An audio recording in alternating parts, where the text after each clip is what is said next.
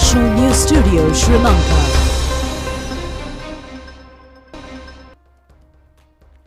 Good evening. Welcome to the National News broadcast coming to you live from the National News Studio here at Rupavahini. I'm Kasni Balachandra. Joining me is Charita Miniprarachi. Let's start off with a quick look at the headlines. IMF states the agency is engaging in a collective effort with the Sri Lankan government to resolve the economic crisis in the country. Operations of the investigations related to Rambukan incident handed over to the CID. Ruling party parliamentarians unanimously agree to a proposal to continue the government under the leadership of Prime Minister Mahinda Rajapaksa.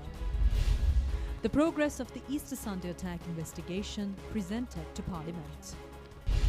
Russia tests an intercontinental ballistic missile.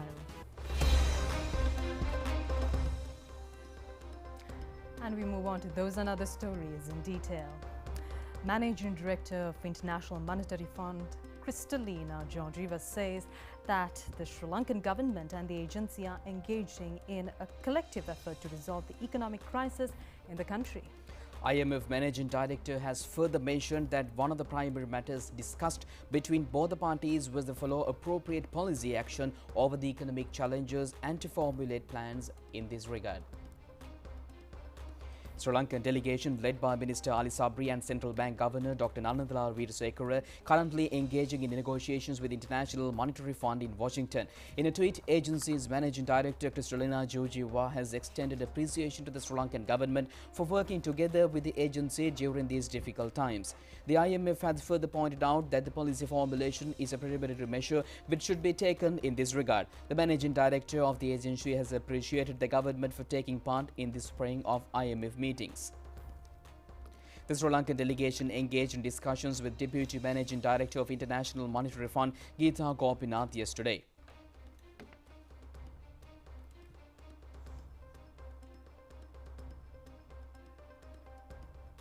Sri Lankan delegation also engaged in discussions with advisors to the US State Department and US aid program. The attention was directed on the mechanisms to allow the United States to assist Sri Lankan in finding short and mid-term solutions to resolve the prevailing economic crisis. Representatives of US State Department Donald Lowe and John McDaniel and representatives of USAID Angela Kaur and Sanjay Ayar took part in these discussions. Meanwhile, Minister Ali Sabri held a meeting with Indian Finance Minister Nirmala Sitharaman in the sidelines of IMF's spring meetings. The discussions was held at the IMF headquarters in Washington. The Indian delegation led by Indian Finance Minister assured to extend support required to uplift the economy in Sri Lanka. Meanwhile, a vessel with 40,000 metric tons of diesel under the Indian credit line arrived in the country yesterday. The Indian government said that under the credit line program, a total of 400,000 metric tons of fuel have been provided to Sri Lanka during the period of 2 months.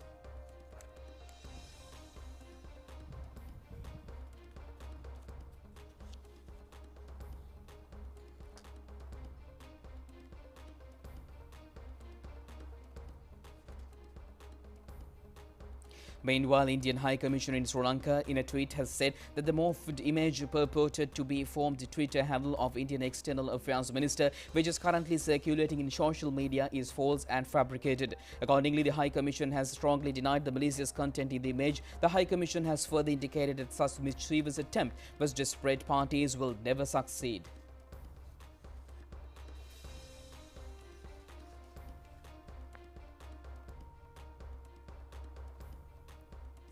External Ministry of China has announced that the government of China has decided to provide emergency humanitarian relief to Sri Lanka. Chinese External Ministry spokesman Wang Wenbin has said that China has directed its stern attention over the economic difficulties persisting in Sri Lanka. Issuing a press release, the Embassy of China in Sri Lanka has said that the Chinese government is considering over the avenues to assist Sri Lanka in further strengthening its economy and uplift the livelihood of the people.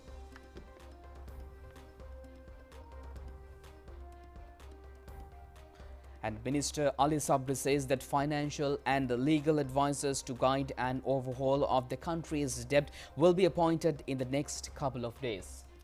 The minister made these remarks while joining an interview on Bloomberg television in Washington yesterday. Basically, our talks have been centered around restructuring and along with that to go forward for a proper program with the IMF. So IMF program requires debt restructuring when they come to the finding that debt is not sustainable any longer. So creditors, some of them or a couple of them have reached out, and wherever they are, we are willing to meet them. But these are all early days. We have just announced about a week ago, and now we are in the process of appointing those financial and legal advisors. Once that comes, we'd formally look into that, yes. In terms of what steps the government needs to take, there's a lot of people talking about maybe moving in another direction, taking these more steps of austerity. Maybe are there any plans to do something like increase a tax, like the VAT tax, restore some other taxes that you got rid of? Because people are saying, look, if you don't plan to raise revenue, how are you going to get this going? And present plans that show you're sustainable when it comes to restructuring and then paying back debt. Yeah, we need to do it, but we need to sequence this properly, because Sri Lankans have already been under pressure because of the depreciation. We have floated the dollar, and as a result of which Sri Lanka has seen depreciation about 60 to 70% of their currency. That has kind of resulted in inflation and also resulted in food inflation. So we need to be careful on that and sequence of it. But our 8.6% of the GDP as tax revenue is unthinkable. We need to go back to 13 to 14 level at least on the medium term for us to be competitive in the field, and we understand that. So we are working with the multilaterals and all the other institutions and think tanks. How do we do it and how do we sequence it? So yes, there is a desire to do that, and we will do it. World Bank, we have already started discussion with them. The multilaterals are not included in the tax, the debt moratorium. Their debt will continue to be serviced like any other countries. But bilaterals, yes, India, the Paris Club, Japan, and China. We need to engage them. We need to talk to them. We need to reach some sort of a consensus.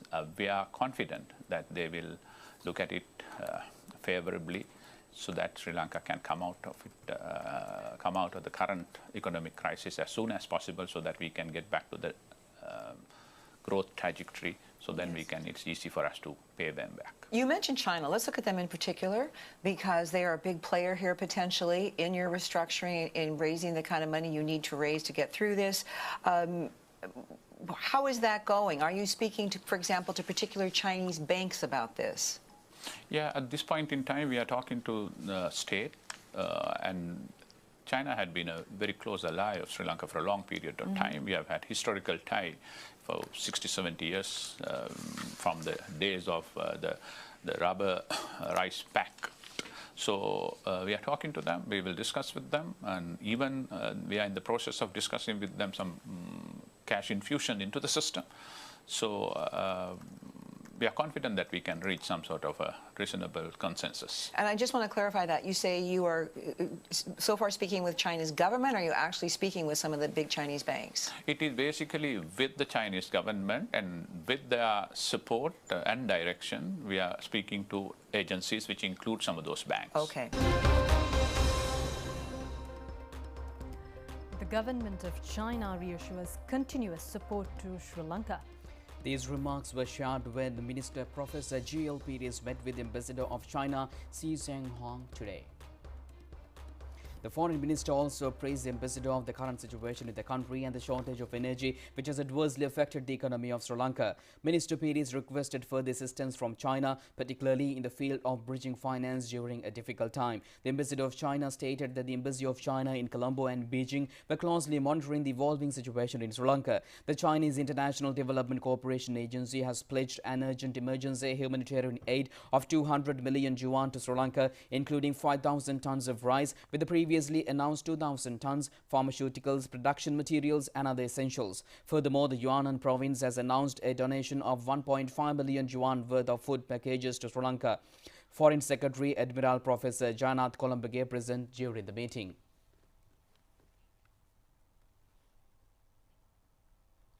And meanwhile, the investigation process of the Rabukana incident has been handed over to the Criminal Investigations Department. This has been directed by the Inspector General of Police. The police have indicated that Senior Superintendent of Police in charge of Kegol Police Division, Superintendent of Police in charge of Rambukkana area and Officer in charge of Rambukkana have been immediately transferred from the area in order to allow the bereaved parties and the witnesses of the incident to participate in independent investigations and judicial affairs. Meanwhile, the police curfew imposed in Rambukkana Police Division on April 19th was lifted at 5 a.m. People in the area were seen arriving to the Rambukkana town following the lifting of police curfew today. Business places were opened as well. Correspondents have indicated that public transport services are also returning to normalcy. One person died from police shooting during a tense situation occurred between the police aid protesters surrounding Rambukkana filling station on April 19th. Another 33 injured persons were hospitalized. 20 police officers, including an assistant superintendent of police, and 13 civilians were injured during the incident. A youth residing in Abul Amber area in Rambukkana was taken into custody for instigating a tense situation during the protest. The suspect was released on 2 personal bails after he was produced before the Kegol magistrate. A suspect was ordered to be presented before the courts on the 28th. Meanwhile, the IGP has ordered a criminal investigation department to conduct an investigation on the Rambukkana incident. Accordingly, the IGP has directed the DIG in charge of the CID to submit an interim report within 3 days. The funeral of the person died from the police shooting is scheduled to be held in Naramedda area in Kegol tomorrow. The IGP has requested the Defence Secretary to provide the assistance of tri-forces to maintain peace and security in the area until the conclusion of the funeral activities. The Government Information Department has announced that with the powers vested with the President under the Public Security Ordinance, the tri-forces have been deployed covering Kegol district to ensure peace in the area. All documents, including the dispatch time of the fuel bowser related to the Rambukkana incident, were presented to the Parliament today. And the documents were presented by Minister Kanchana Vijayasekara. Parliamentary representatives made remarks over the Rambukkana incident in Parliament today. Minister Kanchana Vijayasekara said that all invoices related to the fuel browser will be tabled in the Parliament as a wrongful statement was shared in the society yesterday. He further said that the relevant fuel browser had provided fuel for 2 other stations in Rambukkana apart from the Rambukkana Cooperative Filling Station. He added that these distribution activities were carried out under all legal provisions facilitated with the fuel price hike. He said that the CCTV footages also are available over the dispatching of the browser in and out of the terminal. Therefore, the minister said that these footages can be provided for relevant investigations. MP Chaminda Vijayasiri said it has been pointed out that the browser had unloaded diesel in 3 other stations prior to its arrival at the relevant stations. Minister Kanchana Vijayasekara said that the browser gets trapped while transporting fuel required for 3 filling stations in Rambukkana area. He said that the complete support will be extended for any investigation in this regard. He urged not to mislead public by circulating wrongful impressions over the incident. He had requested the President to conduct a fair investigation in this regard. And meanwhile, Lanka Petroleum Private Tank Owners Association says the distribution of fuel using browsers will be conducted under the protection of the Sri Lanka Army and the police. The Association Secretary D.V. Shanta Silva said that this move will be initiated following an agreement reached during a meeting held at the Ceylon Petroleum Corporation yesterday. He made these remarks while speaking to media in Colombo today. Co-Secretary to the Sri Lanka Petroleum Private Tank Owners Association D.V. Shanta Silva said that all bowsers will be deployed from today onwards. He said that a promise has been made to provide protection for all vehicles dispatched from Colombo, Muthurajavela and all other storages. He added that this issue can be resolved if the distribution can be carried out in an appropriate manner. He said that the minister informed them over the difficulties pertaining to unloading of fuel stocks from vessels if the existing stocks cannot be distributed soon. Sri Lanka Army Commander General Shavendra Silva requests the public to work together in these challenging times as they did with the tri-forces and the police during the COVID-19 outbreak and humanitarian operations. And in a special statement, General Shavendra Silva urged the public to refrain from blocking the roads. Army Commander General Shavendra Silva said that a minority group are in the attempt to block the roads in various areas amidst the protest. He said that a protest request has been made to the tri-forces and the police to arrange necessary facilities for the distribution of fuel as well as essential commodities to various parts of the country, as transportation of the general public has been hindered with such attempts. Accordingly, he said that such facilities are in the process of being provided to the general public, had volunteered to assist these efforts to ensure uninterrupted distribution. He further requests the public to work together in these challenging times as they did with the tri-forces and the police during the COVID-19 outbreak and humanitarian operations.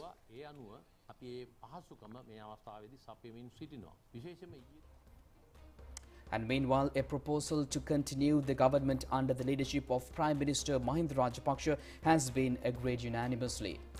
This agreement was reached during a media briefing of the ruling party parliamentarians in the parliament today. Parliamentarian Sahan Pradeep proposed that in order for the government to strongly face the prevailing situation in the country, the government should be continued under the leadership of Prime Minister Mahinda Rajapaksa. All parliamentarians unanimously supported this motion and MP UK Sumit seconded the proposal. During the meeting, the ministers briefed over the measures which have already been taken to provide relief for the public in the next couple of weeks. Minister Kanchana Vijayasekara said that steps have been taken to resolve the fuel and power issues in the next couple of weeks. Minister Dr. Ramesh Pathirana said that the issue pertaining to gas will also be resolved in the next few weeks. All parliamentarians present at the meeting extended their gratitude for the senior parliamentarians for not accepting ministerial posts under the present climate. They also said that necessary support will be extended for the new ministers to proceed with their relevant ministerial duties. Ministers Dinesh Gunawardena, Prasanna Ranatunga and former Minister Basil Rajapaksa were also present at this occasion. Today marks the 3-year anniversary of the remembrance of the Easter Sunday terrorist attack. Marking the remembrance, a special program was held under the patronage of His Eminence Balkan Cardinal Ranjit.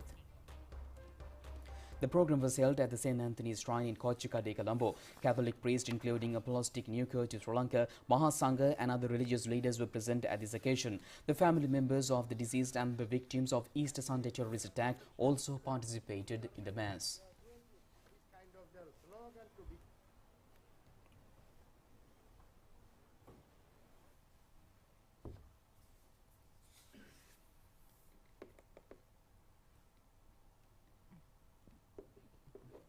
Another special Holy Mass was held at the Katuapite Church, remembering the victims of the Easter Sunday attack today. Floral tributes were extended to the monument built in the memory of the victims. Subsequently, the church bell was rung while observing a 2-minute silence.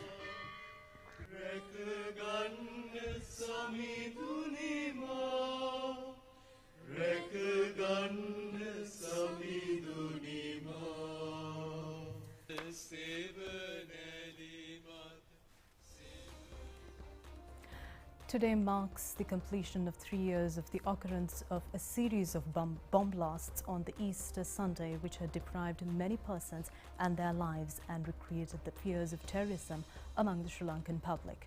269 persons were killed in bomb explosions carried out in 8 locations, including 3 churches and 3 luxury hotels. Bombs were blasted, drenching in blood the Catholic churches of St. Anthony's Kochikade, St. Sebastian's Katuapitiya and Zion Batiklo during morning services of the Easter Sunday, regarded as the sacred day of the Catholics. In addition, suicide terrorist bomb attacks had been conducted in the luxury hotels of Shangri-La, Kingsbury and Cinnamon Grand, terrorizing the entire Colombo city. The extremist terrorists had targeted locals and foreigners taking their breakfast. 46 foreign nationals from 14 countries were among the victims of 269 persons killed in the series of unanticipated attacks. Nearly 500 persons were injured. After the 45 persons killed in the blast at the Zion Church in particular were 14 children. At the Shangri-La hotel premises, 2 suicide bombers had detonated their explosive devices. In each of the other locations, only a single bomb was blasted. One of the bombers, who were unable to fulfill his target, had blown up himself at a lodge near the Dehivala Zoological Gardens. Another bomb explosion had took place during a raid conducted by the security divisions, including the Mahavila Gardens police station in Tempatagoda. 2 police officials were killed in this accident. Subsequently, investigations had revealed that the house subjected to a bomb explosion on this occasion belonged to a business family which aided the terrorist acts by investing large sums of money. It had also been revealed that 2 of the suicide bombers were also the sons of the businessmen at the residence. The police and the army had been successful in arresting more than 40 persons who had maintained direct contact with the attackers in the first 3 days of the disaster. A terrorist named Zaharan Hashim had organized the attacks and himself engaged in a suicide bomb explosion. All plans relating to the attacks had been prepared in the Kartankudi area. It remains unresolved puzzle even up to this date as to why the appropriate actions had not been taken regarding an increase in extremist activities observed in that area. Several months prior to the attack, 2 officials at the police checkpoint in Batticlo were killed by assaulting their terrorists and their weapons were stolen. Furthermore, an explosive depot at training camp was detected and Laktavatta in Vanathavelluva. A youth in Mavanella who had assisted the intelligence division in investigations of such terrorist attack who shot to death in his bed and Buddha statues in Mavanella were damaged. Later investigations revealed that the terrorist activities in Mavanella had been conducted by the same terrorist group engaged in the Easter Sunday attack. It has also become a blessing in disguise to the terrorists over the sudden transferring of officials who were engaged in detailed investigations of the activities of the extremists for several years. The intelligence division had been receiving information on extremist activities several days prior to the series of the attacks. Many facts relating to the sabotaging of investigations on extremism had been revealed only after calling for evidence at the Presidential Commission investigating the attack. However, Parliamentary Select Committee to look into the situation had been appointed prior to the appointment of the Commission. However, there had been some shortcomings in these actions as well. The Presidential Commission appointed to inquire into the incident submitted its report including necessary recommendations.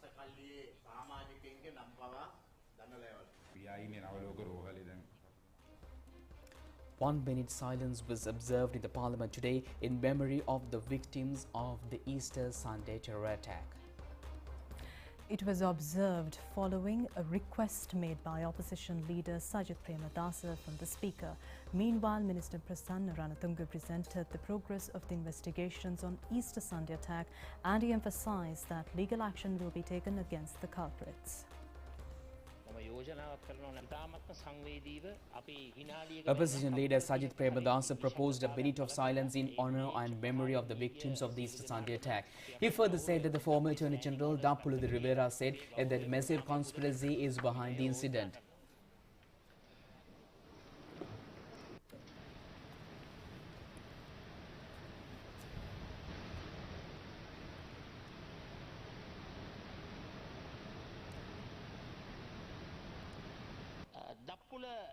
දිලිවේරා අපේ හිටපු නීතිපතිතුමා බොහොම පැහැදිලිව එතුමාගේ වචනෙන්ම කියනවා නම් මහා කුමන්ත්‍රණයක් මේ පිටුපස තිබෙනවා කියන එක එතුමා ප්‍රකාශයට පත් කරා.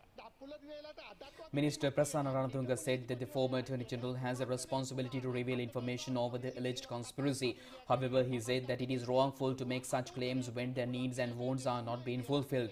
He said that the complete Presidential Commission report has been presented to the Parliament. The minister said that 735 arrests have been made thus far, with 196 in remand custody. He further said that 27 cases under 25,753 allegations will be filed in special high courts. He said that the Naufur Maulavi, alleged to be the mastermind behind the Easter Sunday terror attack, had carried out extremist trainings. He further added that cases have been filed in US federal court against 3 suspects. He added that many claims that President came into power using the Easter Sunday terror attack. However, he said that the party was able to secure the majority in 2018 local government elections. He said that the Nilantha Jawardena was named as a government witness by then Attorney General Dappulu Rivera. He added that all measures will be taken by the government to render justice for all victims of the Easter Sunday terror attack.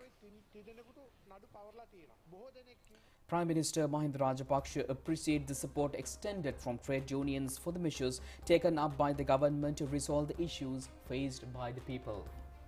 The Prime Minister made these remarks following a meeting held at the Temple Trees with the representatives of the trade unions of the Progressive Trade Union National Centre yesterday. The representatives of the trade unions pointed out that the present crisis was created with the decisions taken up by the parties in the past, and the economic crisis created through these issues has now progressed into a political crisis.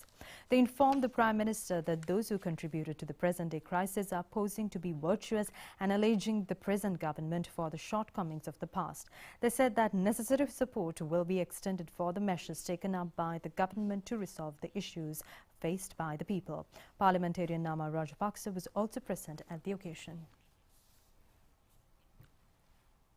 Director General of Health Services Dr. Asela Gunawardena says that easing of mandatory requirements to wear face masks outdoors has been lifted.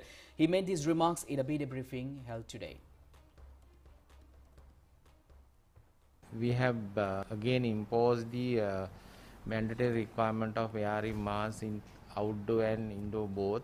Earlier we have lifted the mandatory wearing of masks in the outdoor after the recommendation of the expert committee which we met in first week of April, and we decided to put these regulations after the New Year because of we all know that for the New Year season there are a lot of gathering, but due to the current situation prevailing in the country, again the expert committee decided to impose this mandatory wearing mask even in the outdoors, and this request came from all the other professional colleges also, and with all those requests we again analyzed the situation at the moment, and we have recommended to impose all these mandatory wearing masks indoors and outdoors as well. But in the same gazette we have taken off checking temperature as well as the registration of visitors when we are coming into a premises, but that is still enforced. We are not going to do that again. But hand washing and the sanitizing, that is there, because we have not lifted that one even in the previous one. So our earnest request is in the recent past, very recently we have observed that there are an increase in number of motorcycle accidents in the Colombo and suburbs, and so my earnest request is to the all riders who are driving especially the motorbikes, be very careful. And one thing is this rainy season, and one thing is, and there are a lot of crowd gathering and a lot of other activities going on, and make sure that your safety is the most important thing. Today is the 13th day of the protest underway in Golface Green in Colombo. The protest, organized with the participation of youth groups, commenced on last night. Large number of participants arrived from various parts of the country are protesting in front of the presidential secretariat throughout the day.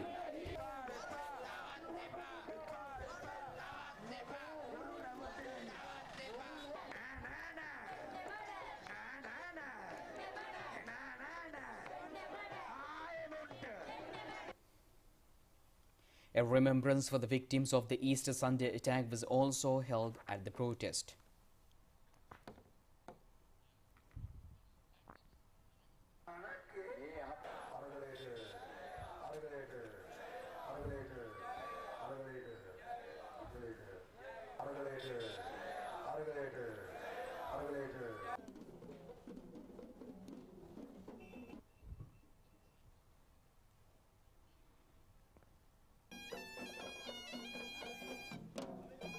සර්ගයේ ධනය රැස් කරනවා. ඔබ හැම දිනමත් සර්ගයේ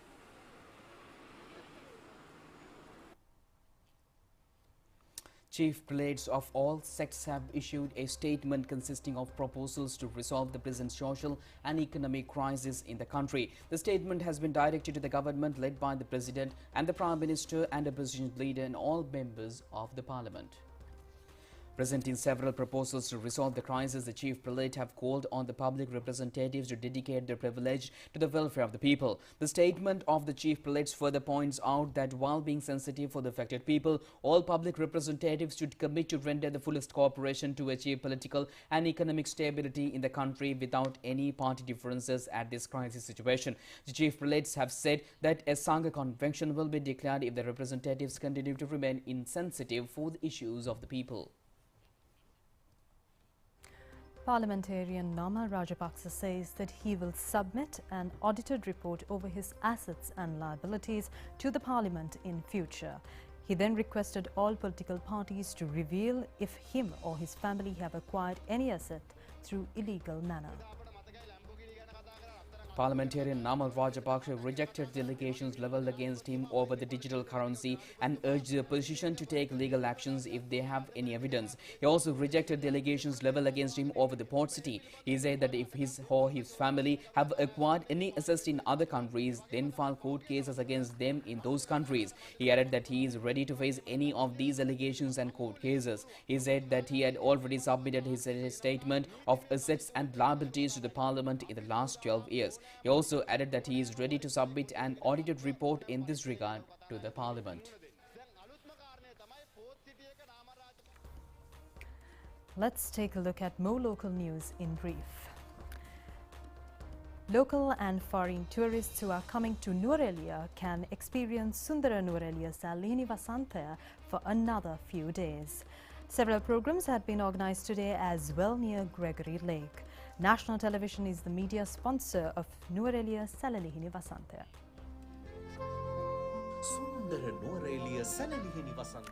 Various programs are underway in Sundara Nuwara Festival to further strengthen the future of the children. These programs are currently taking place at the Nuwara Municipal Council Auditorium. This program has been titled as Mini Muthu Kakula. 500 children from 18 preschools in the Municipal Council limits have taken part in this program. Nuwara Municipal Council, Sri Lanka Insurance and the National Television have sponsored this program. Foreign news on the other side of this break. Prima Kottumi, hot and spicy Nava Vasarak Veva.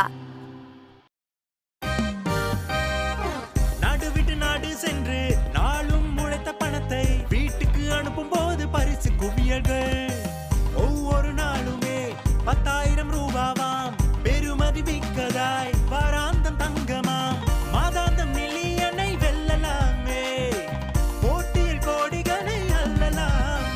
நீங்கள் வெளிநாட்டிலிருந்து அனுப்பும் பணத்தினை மக்கள் வங்கிக்கு அனுப்பினால் பரிசு குவியல்கள் peoples remittance கோடி அதிர்ஷ்டம் அனுப்புங்கள் வெல்லுங்கள்.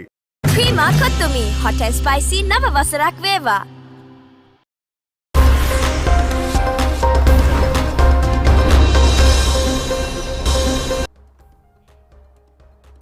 Welcome back, and now in your foreign news tonight, Russia will start taking delivery of the new Sarmat intercontinental ballistic missile this year once testing is complete.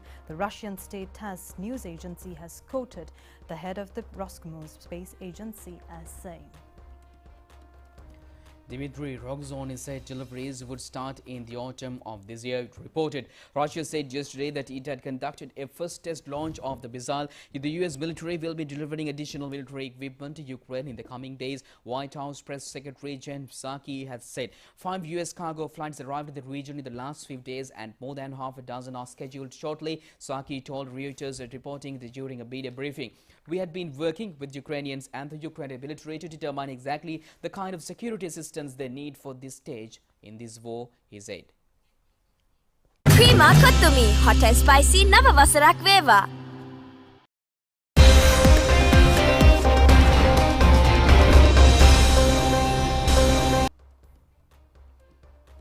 And now in your sports news tonight, Matisha Patirana has been called up for Chennai Super Kings to play in Indian Premier League. Matisha Patirana represented Sri Lanka at the Under-19 World Championship this year. Matisha Patirana is renowned to have a similar action to Lasith Malinga's bowling action. Matisha Patirana replaced Adam Millen after he was injured during the match played against